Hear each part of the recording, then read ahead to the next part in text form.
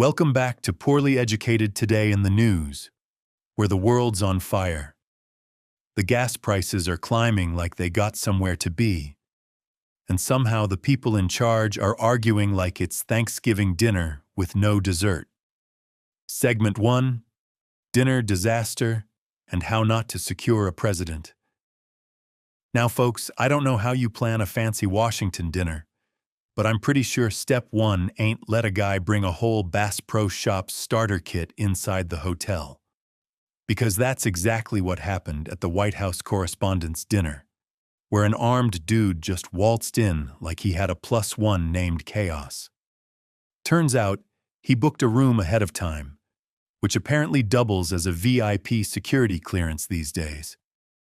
That's like locking your barn door, but leaving the raccoon a key and a welcome basket. And here's the part that'll make your brain itch. This event had the president, vice president, speaker of the House, basically the whole, if something goes wrong, who's in charge lineup, all in one room. No special security designation, no extra lockdown. That's not just bad planning, that's like stacking all your eggs, your chickens, and your insurance policy in one basket, and then juggling it blindfolded. But underneath all the jokes, there's a real problem here. You don't need to be a security expert to know that was a massive vulnerability. And when people start realizing how close things got, it don't calm folks down. It makes everybody more suspicious, more angry, and a whole lot louder. Segment 2. Everybody's yelling and nobody's listening. And speaking of loud, the political reaction hit faster than a dog spotting a squirrel. Within hours, everybody was pointing fingers like it was a competitive sport. One side says the other side's rhetoric caused it. The other side says, hold on now, y'all ain't exactly choir boys either. It's like two guys arguing over who started a fire while they're both holding gasoline cans. Now, I'll be honest, when politicians start using phrases like, find out the hard way, maybe don't act surprised when somebody takes that a little too literally. But at the same time, blaming one sentence for a whole act of violence is like blaming a rooster for the sunrise. It ain't that simple. People are already wound tighter than a cheap watch. The grounded truth here is, we're watching trust just evaporate. Nobody believes anybody. Everybody assumes the worst. And even something as serious as an assassination attempt turns into a debate club with microphones and zero listening skills. That's not just messy. That's dangerous. Segment 3. Late-night jokes, corporate panic, and getting fired for being dumb. Now somehow this whole situation spilled right into entertainment and regular folks' jobs too, because apparently nobody can just sit this one out. You had a late-night host cracking a joke that landed about as well as a lead balloon, and suddenly people are calling for licenses, cancellations, and probably a strongly worded casserole. Then you got regular people getting fired for saying dumb stuff online. One guy made a joke about the attack, and boom, job gone.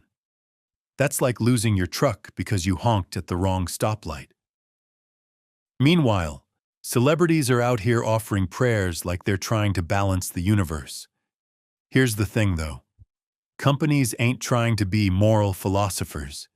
They're trying to avoid becoming the next headline. So the second anything looks like support for violence, they cut ties faster than a fisherman with a snapped line. It ain't about fairness. It's about survival in a world where everything is public and permanent. Segment 4. War, oil, and why your wallet is crying. Meanwhile, while we're all arguing, there's a full-blown global mess happening with Iran that's making gas prices climb like they're training for the Olympics. The Strait of Hormuz. Yeah, that tiny little waterway most folks couldn't point to on a map, is suddenly the most important traffic jam on Earth. About a quarter of the world's oil goes through there, and now it's basically shut down like a buffet after church. So prices spike, markets panic, and suddenly everybody's acting like they just discovered what supply and demand means. It's like if your town only had one grocery store and somebody locked the doors. You ain't debating politics anymore. You're fighting over the last loaf of bread. The real observation here is simple. When energy gets disrupted, everything else follows. Food, travel, jobs, it all starts wobbling.